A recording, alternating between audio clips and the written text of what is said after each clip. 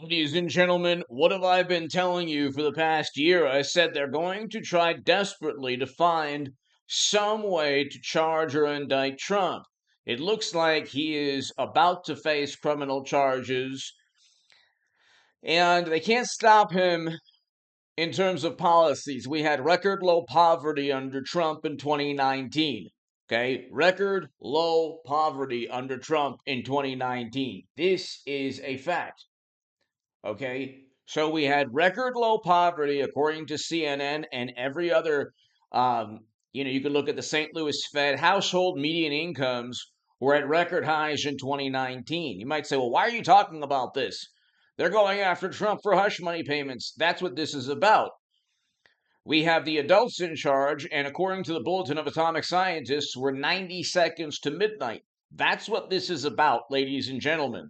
It is about a new normal where Trump is the embodiment of criminality, even though they can't get him on anything. And inflation is at 6 to 8%. Real wages are down. Real wages were up under Trump. We didn't have an invasion in Europe under Trump. And all of these bad things that are taking place are directly linked to the policies, the decision making, or the lack of leadership pertaining to the decisions made by Biden and Democrats. Okay, you look, Democrats pushed to end economic activity in Trump's last year in office. That was a choice. You didn't have to do so.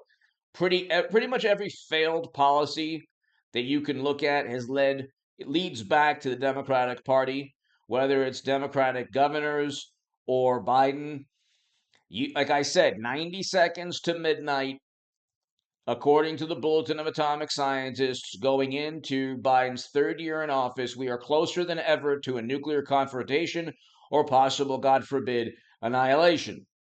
There was no invasion in Europe under Trump's tenure, and we had record low in poverty, and we had record highs in household median income. Now real wages are down, and inflation is through the roof. Foreign policy is a catastrophe. We did not have spy balloons above Trump's administration. That never happened. There's no evidence of that. The only evidence is that people said it happened because it suits them to say that it happened. Anyway, prosecutors have signaled to Donald Trump that he could face criminal charges for making a hush money payment to actor and director Stormy. It was reported on Thursday. The Manhattan District Attorney's Office has offered the ex-president the chance to testify next week before the grand jury that has been listening to the evidence. I don't think he will, of course. So there's no way he's going to testify to a grand jury. Offered the chance to testify. Well, okay. Although Trump is thought likely to turn down the offer, the fact that District Attorney Alvin Bragg made the approach indicates how gravely he's at risk of becoming the first former president in American history to be indicted. So that is almost certainly going to happen because they need. Here's the issue with the state.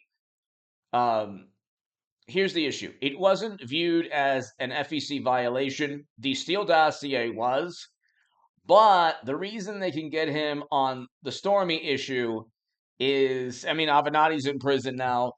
There's a couple of reasons why they're going to go after him. The Stormy contract is a state level investigation. So if he's indicted by New York State, he cannot be pardoned. That's number one. Number two, you have an issue where there was a contract and okay, the contract, they're not going to prosecute. Okay, here's let's just keep reading this. There's really actually there's no criminal act that he committed, but here Daniels, okay, had a relationship with Trump.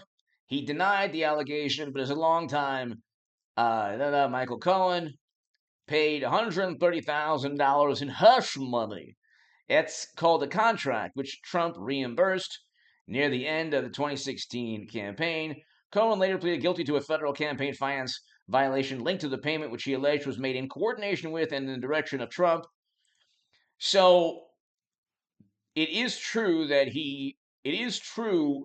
he had a contract with her because he didn't want it out in the open. The interesting thing is, it wouldn't have made a difference.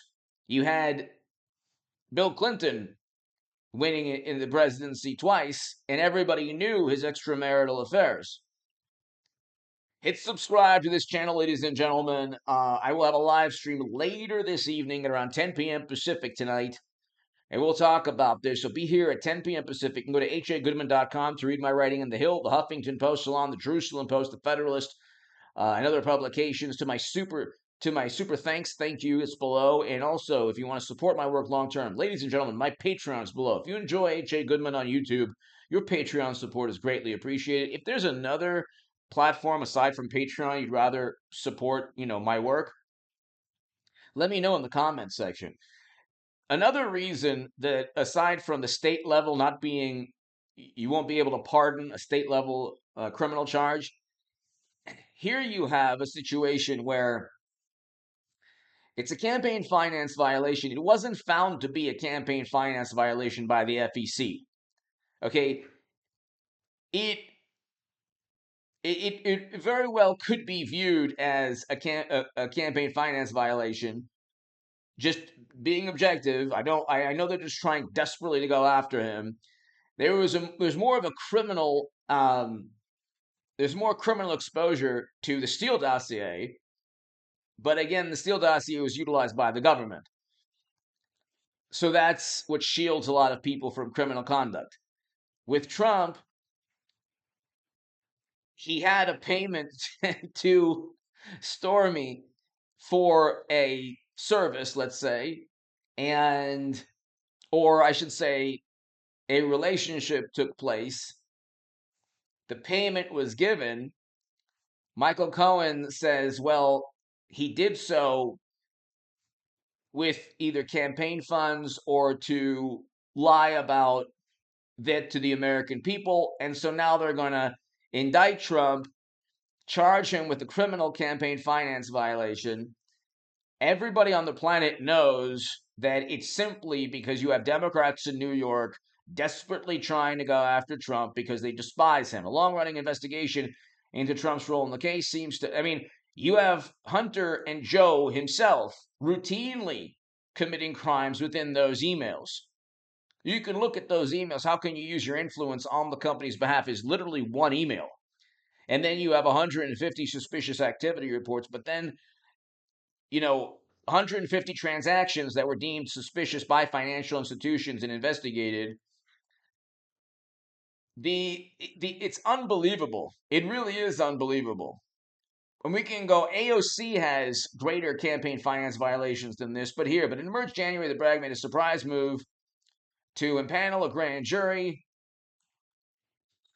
And on Thursday, Times reported that at least 6 people have testified, and Cohen is expected to do so. They're going after him because they despise him. There's really no worse. Um, last Saturday, Trump hurled insults and railed. Okay, so they look at Trump as like this monster on top of a building, and like you have all these planes flying around, and he's like, trying to like go after the planes, and then like, everyone's flying around trying to buzz and get him, and it's like the reality is they couldn't get him on being a Russian operative, they couldn't get him on pressuring people in Georgia, they couldn't get him on his taxes in New York. They couldn't get him on the classified data issue because he was a former president with the power to declassify. Um, the issue here is it was a contract, money exchanged hands a during a presidential contest, and he didn't notify the FEC. But see, the FEC already ruled that it wasn't a campaign finance violation. So they might still try to go and indict him on that, knowing very well they probably won't prosecute him. But it's a wonderful new obsession of Democrats, And then they have a willing participant in Stormy. Anyway, give me your thoughts below. It's a huge, huge issue. I'll do another segment on this um, in now a couple hours or so. Be here tonight for the live stream at around 10 p.m. Pacific. Thanks, everybody.